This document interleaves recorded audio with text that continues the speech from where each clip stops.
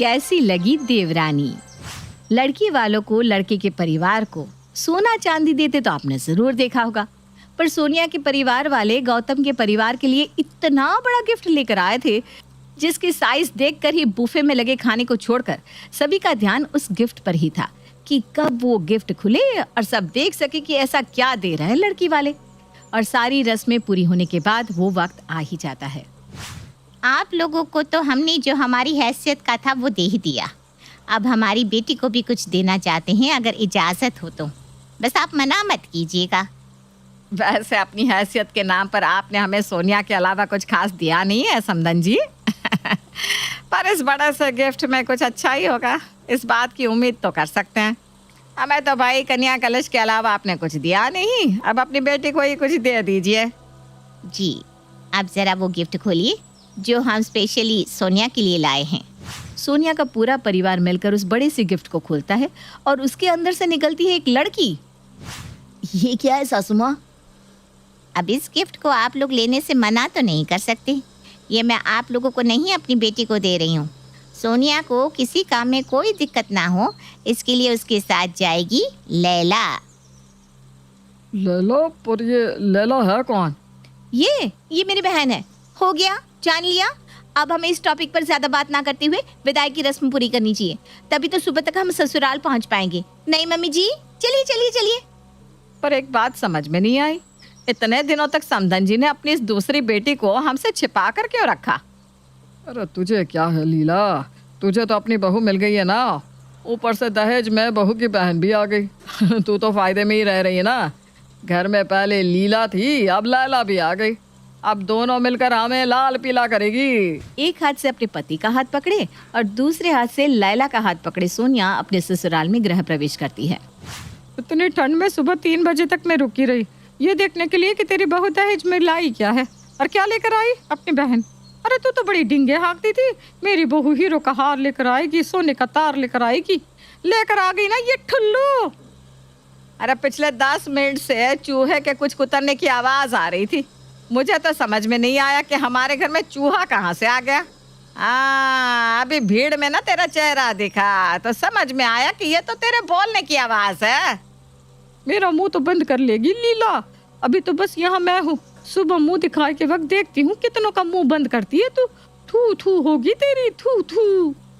किसी तरह गृह प्रवेश की रस्म पूरी हो जाती है और अगली सुबह सूरज उगते ही मोहल्ले की औरतें एक एक कर लीला के घर पहुंचना शुरू कर देती हैं। क्या लाई है तेरी बहू लीला? सुना है इतना बड़ा गिफ्ट दिया है लड़की वालों ने कि आंखें ही चौंधिया जाए। क्या था गिफ्ट में? हाँ, जैसे कि तुझे बता ही देगी लीला। अरे कैश निकला होगा गिफ्ट में, धर गुल्लक में करके बैठी है मैडम। चेहरे की चमक देख कर नहीं पता चल रहा क्या? वैसे ये लड़की कौन है लीला? तेरे यहाँ तो पहली बार देख रही हूँ इसे। ये बहू की छोटी बहन है, बहू के साथ उसके काम में मदद करने आई है। जा बेटा, सभी के लिए नाश्ता लेकर आ जा। लीला के बोलने की देर थी कि लैला फौरन रसोई में जाकर खीर, पूरी, आलू की सब्जी, साथ में चिप्स और पापड़ भी सभी मेहमानों के लिए बनाकर परोस कर ले आती है। अरे वाह, बहू की छोटी बहन तो बड़ी फुर्तीली है। जरा खाकर भी तो देखिए कैसा खाना बनाया है इसने। लैला के हाथ का बना खाना खाते ही सभी के मुंह से वाह वाह निकल जाता है। अरे वाह लैला, खाना तो जबरदस्त था। बहू की छोटी बहन इतना स्वादिष्ट खाना बनाती है तो बहू तो और अच्छा खाना बनाएगी। एक काम कर बहू, तू भी अपनी पहली रसोई की रस्म अभी ही कर दे, इसी बहाने हम भी चख लेंगे तेरे हाथ का खाना। अब मजबूरन ना चाहते हुए भी सोनिया को किचन में जाना पड़ता है, पर सोनिया को कुछ बनाना तो आता नहीं था। वो किचन में जाकर बस खड़ी हो जाती है। अब क्या करूं मैं? तभी सोनिया की नज़र वहाँ पड़े बर्तनों पर पड़ती है। वो क्या देखती है कि लैला ने उसकी मदद करने के लिए आधे से ज़्यादा काम पहले ही कर दिया था, पर वो ये समझ नहीं पाती कि लैला ने खाना तो बना लिया है पर उसे थोड़ा कच्चा छोड़ा है, ताकि जब सोनिया के खाना परोसने की बारी आए तो वो खाना ज़रा पका ले। पर सोनिया को तो इतनी भी नॉलेज नहीं थी और वही आधी पकी रोटियां और आधी पकी सब्जियां लेकर वो बाहर सभी को सर्व कर देती है। तेरी बहन एक्सप्रेस ट्रेन तो तू तो एरोप्लेन निकली। मान गए समधन जी को, दोनों को एक नंबर का ट्रेन किया है। चल बहू, अब जल्दी जल्दी पहली रसोई की रस्म करते हैं। और सोनिया के परोसे हुए खाने को जैसे ही सब मुंह लगाते हैं, ओथ, ये तो आधा कच्चा है। इतनी भी क्या जल्दी थी बहू?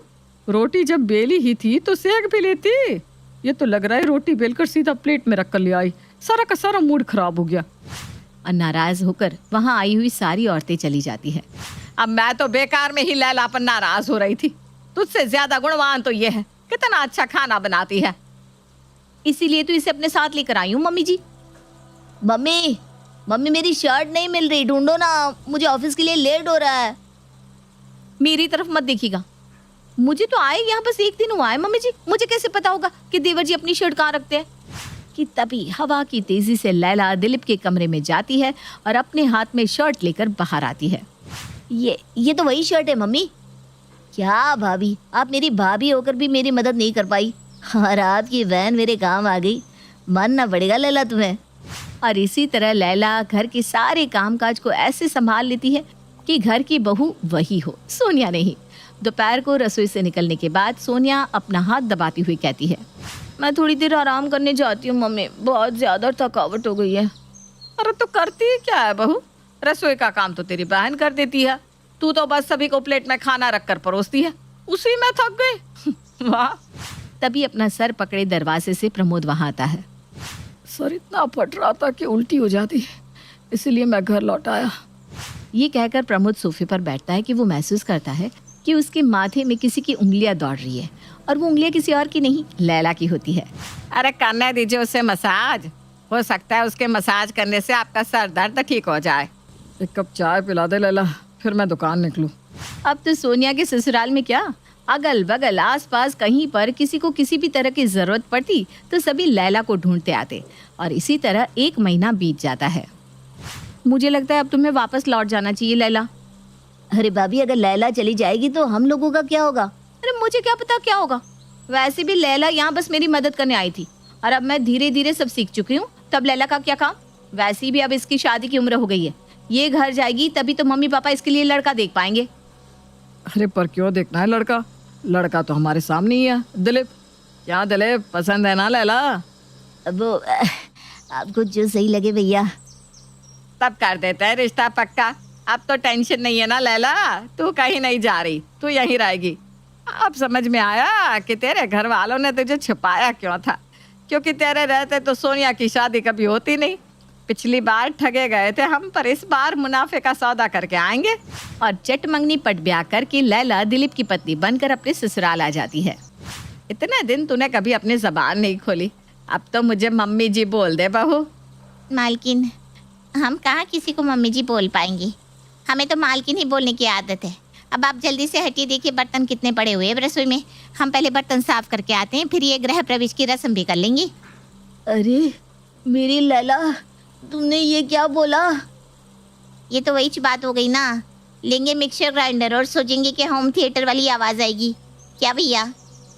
ये सब क्या है बहू? फिर ठगे गए हम। एक बहू का वीडियो खराब है तो एक का ऑडियो। आप लोग कोई ठगे नहीं गए। लैला मेरी बहन है ही नहीं, वो तो मेरी काम वाली है, पर मैंने इसे बचपन से अपनी मुंह बोली बहन समझकर वैसे ही रखा है। काम वाली को पसंद कर लिया तूने दिलीप? अरे मुझे घर का काम आता नहीं था, इसलिए मम्मी जानती थी कि शादी के बाद मुझे बहुत दिक्कत होगी, और उन्होंने आप लोगों से कसम लेकर मुझे दहेज में लैला दे दी। पर मंडप में ही आप लोग मुझसे पूछने लगे तो मैंने बोल दिया मेरी बहन है। अब आप लोगों को ही लैला इतनी अच्छी लगी तो मैं कौन होती हूँ किसी के बीच में आने वाली। ले आई बहू। तो गौतम जी, कैसी लगी देवरानी? आंगन में सासू माँ गुस्से से इधर उधर टहल रही थी। ससुर जी वहीं बैठे चाय पी रहे थे और अखबार पढ़ रहे थे। घर में बिल्कुल शांति का माहौल था। नौकर चाकर घर की साफ सफाई कर रहे थे, पर कोई कुछ नहीं बोल रहा था। सब लोग डरे हुए थे।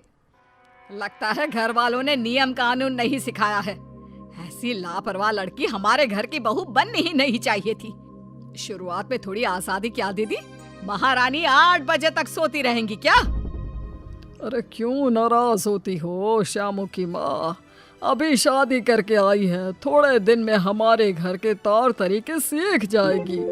आप चुप रहिए जी।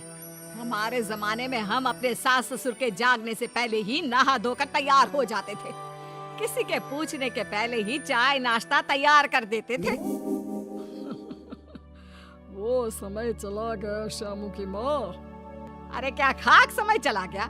परंपरा निभाने का कोई समय और जमाना नहीं होता है जी। हाँ, पर तुम्हारा पारा जरूर चढ़ा हुआ है और तुम परंपरा कर रही हो। इतना सुनते ही ससुर जी के साथ साथ नौकर भी खी करने लगे। सास ने सबको आंखें तरेर कर देखा। फिर अरे श्यामू, तेरी बीवी को बोल के धूप माथे पर चढ़ गई है। आज महारानी जागेंगी या एक दो नौकरानी भिजवा दूं उसके कमरे में? अब भला तुम ऐसे ही श्यामू को पुकार रही हो। वो तो सुबह सवेरे ही खेत पर चला गया, तब तक तो तुम भी नहीं जागी थी। हाँ ठीक है। मेरी तो उम्र हो गई है, पर मैंने भी सुबह 5 बजे जाकर सारे काम किए हैं। आज 35 साल हो गए मुझे इस घर को संभालते हुए। हाँ श्यामू की माँ, मैं तो आज भी अपनी माँ का शुक्रगुजार हूँ जो तुम जैसी धर्म पत्नी मेरे नसीब में आई, वरना इस घर की दशा क्या हो जाती। आज भी दोस्तों के बीच में अपनी मूंछों को ताव देना नहीं भूलता। हाँ आप भी ना।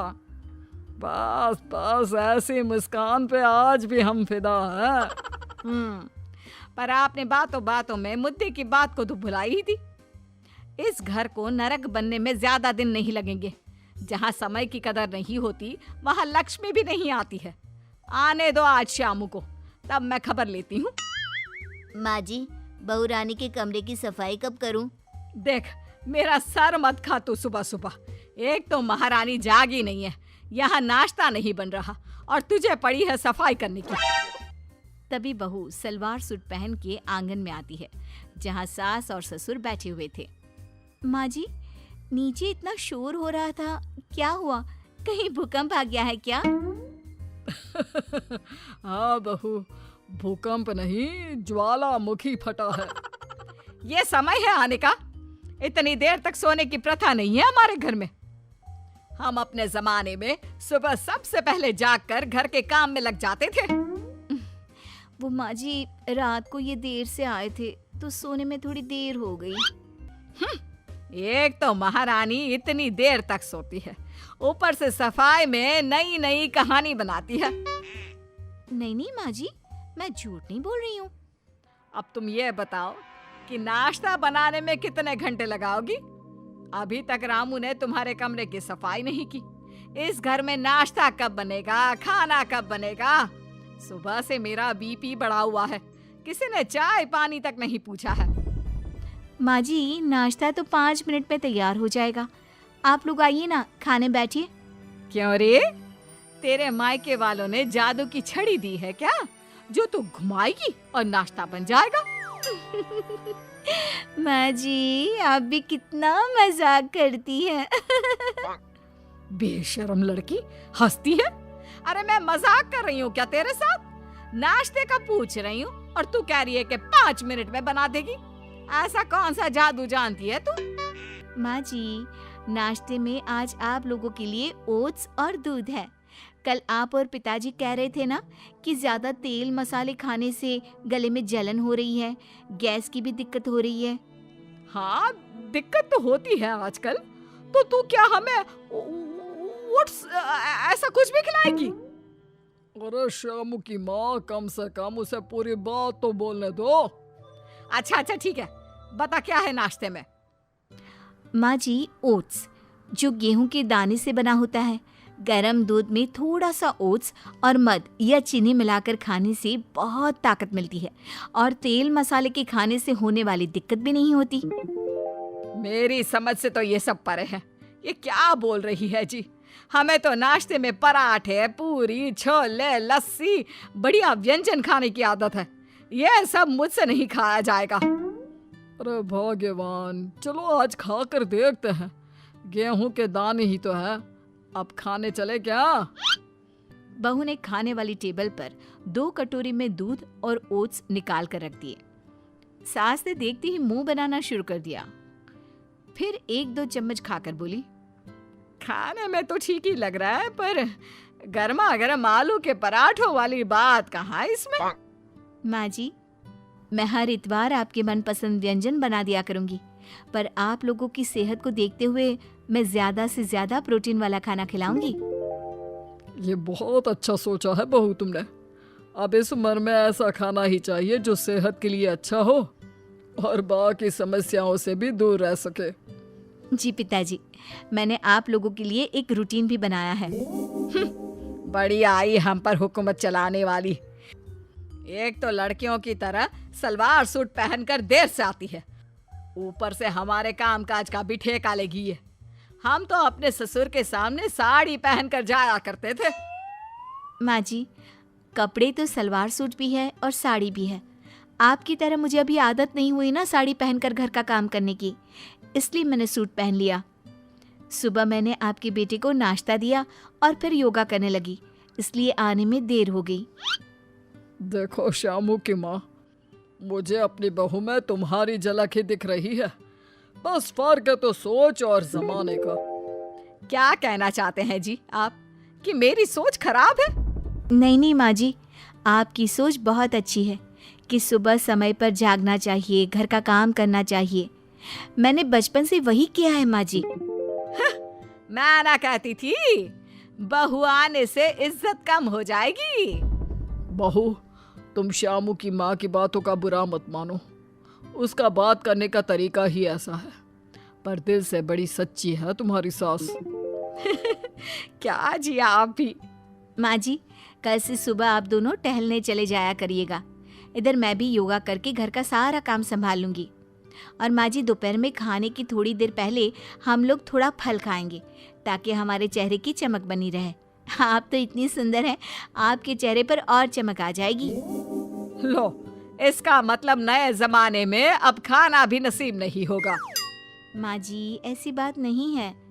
खाने में मैं दाल, चावल, साग, सलाद और गोभी बना रही हूँ। साथ में थोड़ा रायता भी होगा। वाह बहू वाह, मुझे लगा अब तो खाना मिलेगा नहीं, पर तुम्हें इतने सारे खाने का नाम लिया कि मेरे मुंह में तो अभी से पानी आ गया। जी पिताजी, हम सब खाना खाएंगे, पर नाप तौल कर, ताकि सेहत भी बनी रहे और खाने का मजा भी आए। अजी सुनते हैं, मैं ना कहती थी कि मेरी पसंद कभी गलत हो ही नहीं सकती। हमारी आज के जमाने की बहू काफी समझदार है जी।